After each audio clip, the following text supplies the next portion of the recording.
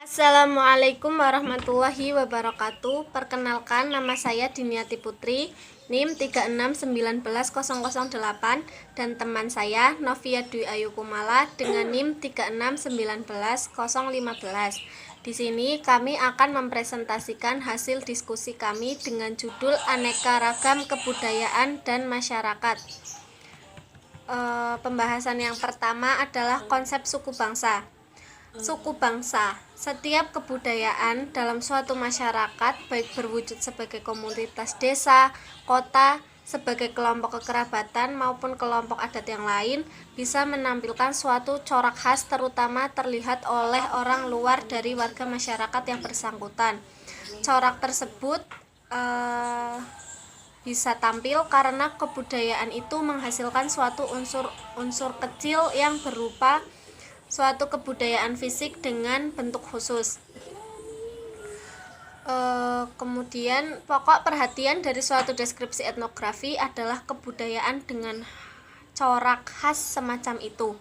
Istilah etnografi untuk suatu kebudayaan dengan corak khas adalah suku bangsa, yang dalam bahasa Inggris disebut ethnic group, dan apabila diterjemahkan secara harfiah berarti kelompok etnik. Namun di sini digunakan istilah suku bangsa adalah suatu golongan manusia yang terikat oleh kesadaran dan identitas akan kesatuan kebudayaan. Sedangkan kesadaran dan identitas tersebut seringkali dikuatkan oleh kesatuan bahasa. Jadi, kesatuan kebudayaan bukan suatu hal yang ditentukan oleh orang luar, misalnya oleh seorang ahli antropologi, melainkan oleh warga kebudayaan bersangkutan tersebut. Dalam kenyataannya, konsep suku bangsa lebih kompleks daripada apa yang terurai di atas. Hal ini disebabkan karena dalam kenyataan, batas dari kesatuan manusia yang merasakan diri terikat oleh keseragaman kebudayaan itu dapat meluas atau menyempit tergantung pada keadaan. Mengenai pemakaian suku bangsa, sebaiknya selalu memakainya secara lengkap dan agar tidak hanya mempergunakan istilah singkatan suku saja. Pemakaian yang tepat di sini misalnya suku bangsa Minangkabau, suku Sunda, suku Ambon, dan lain sebagainya. Yang berikutnya, beragam kebudayaan suku bangsa. Selain mengenai besar kecilnya jumlah penduduk dalam kesatuan masyarakat suku bangsa, suatu unsur kebudayaan dibedakan berdasarkan kriteria mata pencaharian dan sistem ekonomi ke dalam 6 macam. Yang pertama, masyarakat pemburu dan peramu. Kedua, masyarakat peternak. Ketiga, masyarakat peladang. Keempat, masyarakat nelayan. Kelima, masyarakat petani pedesaan. Dan yang keenam, masyarakat perkotaan kompleks. Kebudayaan peternak yang hidup dalam pastoral societies hingga kini masih ada di daerah padang rumput stepa atau sabana di Asia Barat Daya, Asia Tengah, Siberia, Asia Timur Laut, Afrika Timur, dan Afrika Selatan. Kebudayaan peladang yang hidup dalam shifting cultivators societies terbatas penggambarannya di daerah hutan rimba tropis, di daerah pengairan Sungai Kongo di Afrika Tengah, Asia Tenggara, termasuk Indonesia, di luar Jawa dan Bali. Berikutnya, kebudayaan nelayan yang hidup dalam fishing communities ada di seluruh dunia, di sepanjang pantai, baik di negara-negara yang berada di pinggir benua-benua maupun di pulau-pulau. Berikutnya, kebudayaan petani pedesaan yang hidup dalam peasant communities pada masa sekarang merupakan bagian terbesar dari objek perhatian para ahli antropologi, karena suatu posisi terbesar dari penduduk dunia masa kini memang masih merupakan petani yang hidup dalam komunitas desa. Berikutnya, kebudayaan perkotaan yang kompleks telah menjadi objek perhatian para ahli antropologi, terutama sesudah Perang Dunia. Pada masa itu timbul banyak negara baru bekas jajahan dengan penduduk yang biasanya terdiri dari banyak suku bangsa, bahasa, atau golongan agama dalam wadah satu negara nasional yang merdeka. Pembahasan yang kedua yakni konsep daerah kebudayaan. Suatu daerah kebudayaan atau kultur area merupakan suatu penggabungan atau penggolongan dari suku-suku bangsa yang beragam kebudayaannya, tetapi mempunyai beberapa unsur dan ciri mencolok yang serupa. Penggolongan beberapa kebudayaan dalam suatu daerah kebudayaan dilakukan berdasarkan persamaan ciri-ciri yang mencolok. Ciri-ciri tersebut tidak hanya berwujud unsur kebudayaan fisik, tetapi juga unsur kebudayaan yang lebih abstrak dari sistem sosial atau sistem budaya. Pembahasan yang ketiga yakni daerah-daerah kebudayaan di Amerika Utara. Clark Wissler mengklarifikasikan daerah kebudayaan di Amerika menjadi 9. Yang pertama, daerah kebudayaan Eskimo, meliputi kebudayaan suku bangsa pemburu binatang laut. Contoh suku bangsa dari daerah ini adalah Eskimo Nunivakmiut di Alaska, Eskimo Igloolik di pantai bagian utara dan Teluk Hudson, dan Eskimo Angmasalik di pantai tenggara Pulau Greenland. Yang kedua, daerah kebudayaan Yukon Mackenzie, meliputi kebudayaan suku bangsa pemburu binatang hutan Coniferous di Kanada. Yang ketiga, daerah kebudayaan pantai barat laut, meliputi kebudayaan suku-suku bangsa bermasyarakat rumpun yang tinggal di desa tepi pantai barat laut Kanada. Contoh suku bangsa dari daerah ini misalnya Tlingit, Haida, dan Kwakiut. Yang keempat, daerah kebudayaan dataran tinggi, meliputi kebudayaan suku bangsa bermasyarakat rumpun yang hidup di desa-desa dalam rumah-rumah setengah di bawah tanah saat musim dingin dan rumah-rumah jerami untuk musim panas. Contoh suku bangsa di daerah ini adalah Kootenai, Kiamat, dan Yurok. Yang kelima, daerah kebudayaan Plains yang meliputi kebudayaan suku bangsa bermasyarakat rumpun yang sampai kira-kira akhir abad ke-19 tersebar di stepa maha luas, yaitu di daerah prairie atau plains di antara sungai besar Mississippi dan deret pegunungan Rocky. Contohnya Crow, Omaha, dan Comanche. Yang keenam, daerah kebudayaan hutan timur, meliputi kebudayaan suku bangsa bermasyarakat rumpun yang terbesar di daerah sekitar bagian timur laut dan hidup sebagai petani dengan jagung sebagai tanaman pokoknya. Contoh suku bangsanya adalah Winnebago, Huron, dan Iroquois. Yang ketujuh, daerah kebudayaan dataran California, meliputi kebudayaan suku bangsa bermasyarakat rumpun yang hidup dan berburu serta mengumpulkan biji-bijian. Contohnya suku Miwok, Washoe, dan Ute. Yang kedelapan, daerah kebudayaan barat daya, meliputi kebudayaan suku bangsa bermasyarakat rumpun yang tersebar di daerah gurun dan setengah gurun dan yang hidup dari pertanian intensif di lembah-lembah sungai. Contohnya suku Apache, Navajo, Zuni Pueblo, Hopi Pueblo, dan Santa Clara Pueblo. Yang kesembilan, daerah kebudayaan Tenggara, meliputi kebudayaan suku-suku bangsa yang bercocok tanam intensif dengan cangkul, menanam jagung, labu, dan tembakau sebagai tanaman pokok. Contohnya suku Cherokee, Seminole, dan Choctaw.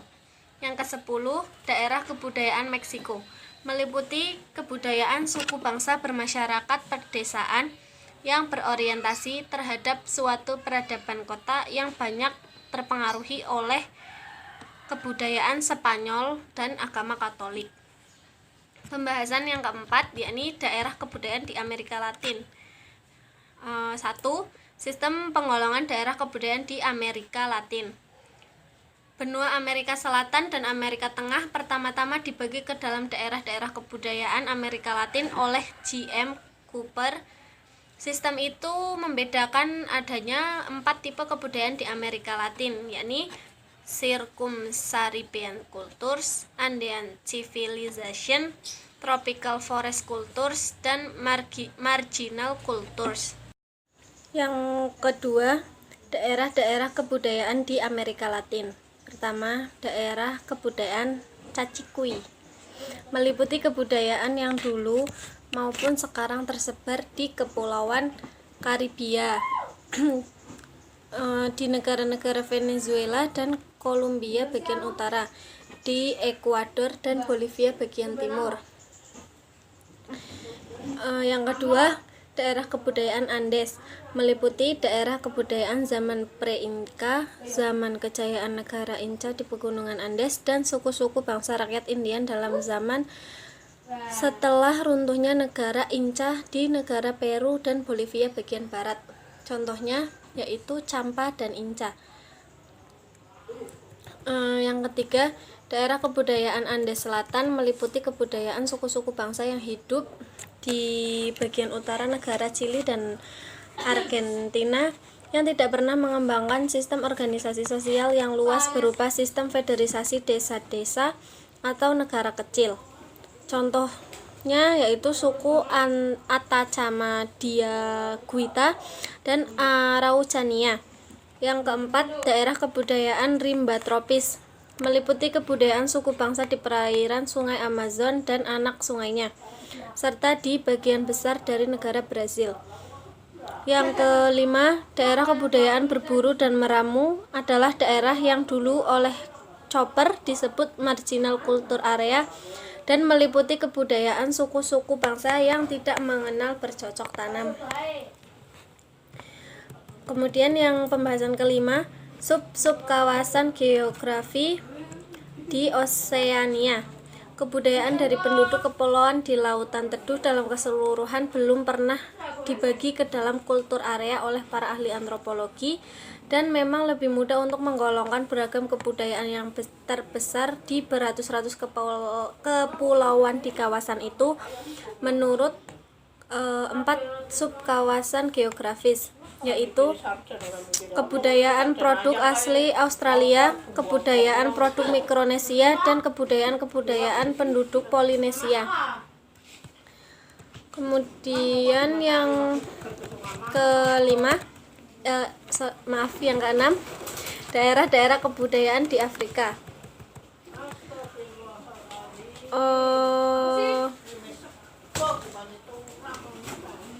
Kebudayaan di Afrika dibagi menjadi 18 daerah geografi, yaitu 1. Daerah kebudayaan Afrika Utara, meliputi kebudayaan suku bangsa sepanjang sejarah telah mengalami nasib yang kurang lebih sama, sehingga walaupun asalnya beraneka warga, tetapi ciri lahirnya tampak suatu keseragaman yang besar. Kemudian yang kedua, kebudayaan Hilir Nil. Daerah kebudayaan ini meliputi kebudayaan suku bangsa petani pedesaan yang intensif di suatu daerah lembah-lembah sungai yang subur menggunakan irigasi dan bajak. Yang ketiga, daerah kebudayaan Sahara. Daerah geografi ini meliputi kebudayaan suku bangsa yang hidup menetap dalam masyarakat rumput dari bercocok tanam dan berternak, atau yang hidup mengembang dari peternakan saja di daerah-daerah sumber air dan di daerah di mana air tanah belum terlampau dalam. Yang keempat, daerah kebudayaan Sudan Barat, meliputi kebudayaan suku bangsa Negroid yang hidup dari bercocok tanam dengan berpindah-pindah ladang tanpa irigasi dan bajak.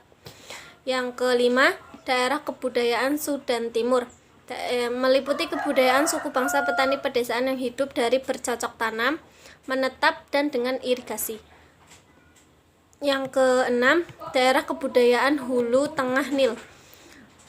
Daerah ini disebut daerah Nil Koridor oleh Murdoch.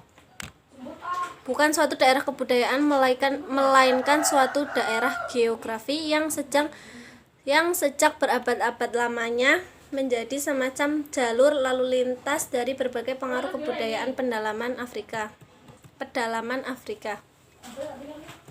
Yang ketujuh, daerah kebudayaan Afrika Tengah meliputi kebudayaan suku bangsa Negroid yang merupakan masyarakat rumpun dan hidup dengan bercocok tanam yang berpindah-pindah di ladang tanpa menggunakan irigasi maupun bajak. Yang kedelapan, daerah kebudayaan Hulu Selatan Nil meliputi kebudayaan bermasyarakat rumpun yang berdasarkan peternakan menetap di daerah-daerah sabana di Sudan Selatan.